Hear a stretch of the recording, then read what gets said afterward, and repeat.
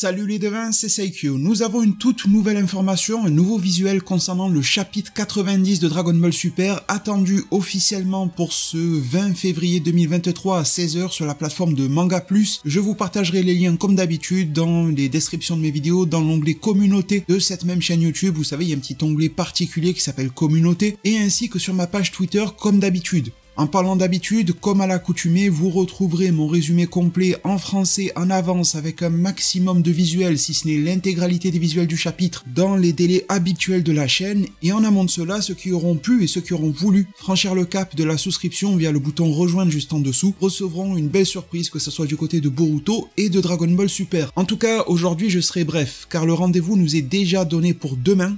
Demain, c'est la date à laquelle va nous parvenir les premières pages sous format d'ébauche de la part de Toyotarou du chapitre 90 de Dragon Ball Super.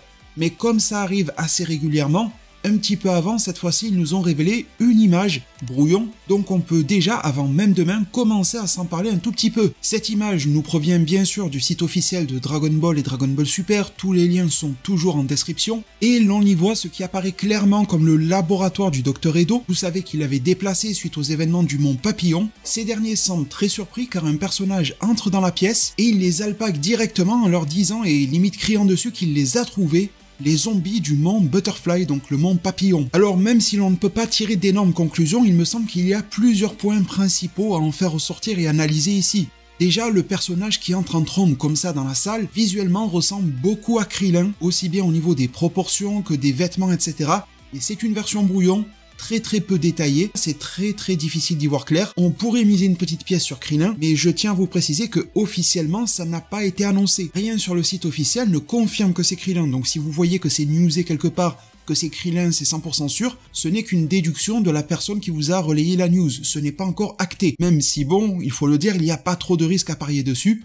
On sait qu'il est là en policier, qu'il enquête aussi sur ça. Mais bon, on ne sait jamais, peut-être que c'est un dessin mal proportionné qui est censé représenter Trunks ou Goten qui est à la recherche des zombies. Gardons donc alors un minimum de recul par rapport à ça. Outre le fait que ces zombies me font énormément penser à ceux qui ont mené le Dr Edo en prison, on le voyait dans le film Super Héros, j'ai l'impression qu'il y a deux personnages féminins sur cette image-là. Une qui se trouve probablement à droite, j'ai l'impression qu'elle a comme des couettes ou quelque chose comme ça. Et celle qui m'intéresse le plus, c'est celle de gauche. Alors déjà, de mémoire, je n'avais pas remarqué qu'il y avait des êtres zombifiés féminins du côté du Dr Edo. J'irai vérifier à nouveau, mais ça n'avait pas imprégné ma mémoire. En tout cas, pourquoi pas, ça ne change rien du tout, mais celle de gauche ressemble quand même fortement à Mai. Alors est-ce que c'est juste la version brouillon qui, justement, brouille un petit peu notre visibilité et les esprits, et ça serait juste un personnage féminin totalement inconnu, zombifié, travaillant pour Edo, qui se trouve ici, ou alors est-ce Mai? Parce que quand je regarde aussi ses vêtements qui ressemblent beaucoup à ceux de l'école Blue, ça pourrait laisser présager que pourquoi pas Mai serait entrée en mode infiltration à l'intérieur de ce laboratoire du Dr Edo.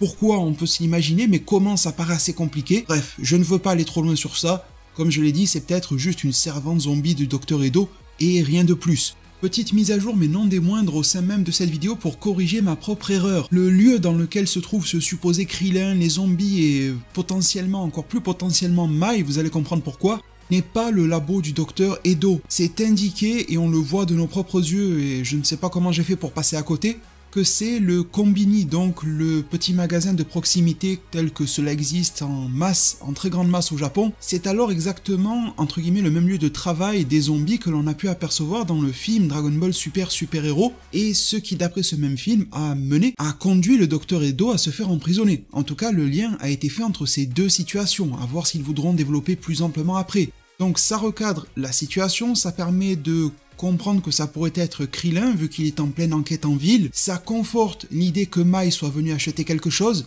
pour pourquoi pas espionner ces créatures, et ça va conforter encore plus le sujet qui arrive dans cette vidéo, à savoir, est-on déjà proche de la fin de cet arc? Cette mise à jour correction touche à son terme et je vous laisse de nouveau avec le fil régulier de la vidéo. Enfin, et ça me paraît réellement primordial et pour ne rien vous cacher, c'est ce qui a motivé cette vidéo là, parce que vous le savez je pense, quand il y a juste une image, j'ai tendance à vous la poster sur Twitter et mon onglet communauté et je fais pas de vidéo. Et là j'ai l'impression que l'on a un gros indice sur l'avancée de cet arc. Si vous étiez là sur ma review du chapitre 89, et je vous en remercie de tout cœur, vous avez peut-être un vague souvenir de mes propos concernant le fait que je trouvais que cet arc avançait assez vite. En tout cas que la préquelle à Super Héros avancer relativement vite. Et je crois de mémoire avoir dit que ça ne m'étonnerait pas que l'on ait un arc court. Et par arc court, j'avais misé sur quelque chose entre 4 à 8 chapitres maximum, quelque chose comme ça, donc 4 à 8 mois. Ce qui est relativement bref pour un arc de Dragon Ball Super en plus, 4 à 8 chapitres pour que ça fasse bien 1 à 2 tomes maximum.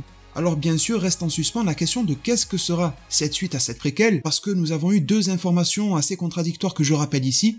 Premièrement, le magazine V-Jump, dans lequel ce manga est prépublié, il y avait une note de la maison d'édition Shueisha qui nous disait que le film super-héros serait adapté en version manga et que l'on devait s'attendre à voir Gohan Beast, Orange Piccolo. Cellmax n'y était pas mentionné, mais bon, par déduction, on pouvait s'y attendre aussi. Tandis que plus récemment, dans les habituelles interviews de Toyotaru sur le site officiel de Dragon Ball, il s'est permis de dire que l'histoire de l'arc en cours ira jusqu'à l'incarcération du Dr Edo. Et à sa manière de parler, on ne comprenait pas qu'il irait au-delà. Il disait clairement que la fin de l'histoire s'arrêterait avec le Dr Edo en prison. Ce qui laissait sous-entendre réellement cette fois-ci un arc court. Alors on y verra vraiment plus clair dès demain avec les pages brouillons, on y verra encore plus clair dès que j'aurai le chapitre entre les mains bien sûr, la clarté sera totale dès le 20 février avec le chapitre complet officiel, traduit, et je pense que pour conclure une nuance s'impose, voir Krillin ou même Goten et Trunks, Saiyaman ou autre débarquer ici n'est pas à 100% synonyme de la fin des haricots pour le Dr Edo. Ça peut très bien être une étape intermédiaire, dans laquelle les héros vont trouver les méchants, leur casser un petit peu la gueule, peut-être faire face d'ailleurs à une nouvelle création qui va les mettre en grosse difficulté, et l'arc repart de plus belle, avec un Dr Edo qui peut s'extirper de là, il va mettre en avant pourquoi pas une nouvelle création, on en avait parlé avec l'alphabet grec, alpha, bêta, etc. Mais en tout cas il est vrai qu'avec le Dr Edo qui mentionnait la fameuse cape rouge de Saiyaman 2 Goten, et donc penser à l'avènement des Gamma, on avait dès le mois précédent de bonnes raisons entre les mains de penser que la fin de l'arc se profilait. À voir. Personnellement, j'ai envie d'y croire, ça serait cohérent, ça rendrait le récit plus digeste, ça rendrait ce récit plus acceptable. Je vous avais déjà fait part du fait que j'étais craintif par rapport à la durée de cet arc-là, son placement au sein de la chronologie. En faire un arc très court de préquel au film déjà connu pourrait passer, et à voir vers quoi cela pourrait transiter en guise de nouvel arc. Mais très cher devin, cela met un terme à cette vidéo. Le rendez-vous est donc pris pour demain pour voir si réellement cet arc avance beaucoup plus vite qu'on ne le pense ou pas. Je me permets de vous demander quelque chose que je ne crois pas vous avoir déjà demandé en 7 ans sur cette chaîne YouTube. La vidéo de demain contiendra une OP, et vous savez qu'avoir de la visibilité et avoir de l'engagement au niveau des marques, etc., c'est quelque chose qui compte beaucoup à leurs yeux. Donc si jamais vous pouvez redoubler d'efforts sur la vidéo de demain au niveau des likes, des partages, des commentaires, etc., ça me permettra peut-être de renouer les contacts avec la marque et de leur faire plaisir. Je sais que vous en faites déjà beaucoup, je sais que ça peut être, si vous me permettez le terme, assez chiant, toutes ces pratiques, tous ces algorithmes à satisfaire sur YouTube. Je suis complètement d'accord et je ne peux que vous remercier pour tout le cœur que vous mettez à l'ouvrage pour soutenir ma chaîne YouTube sous tous ces aspects. Merci vraiment à nouveau pour tout. Prenez tous extrêmement bien soin de votre futur et à plus pour de prochains arts divinatoires.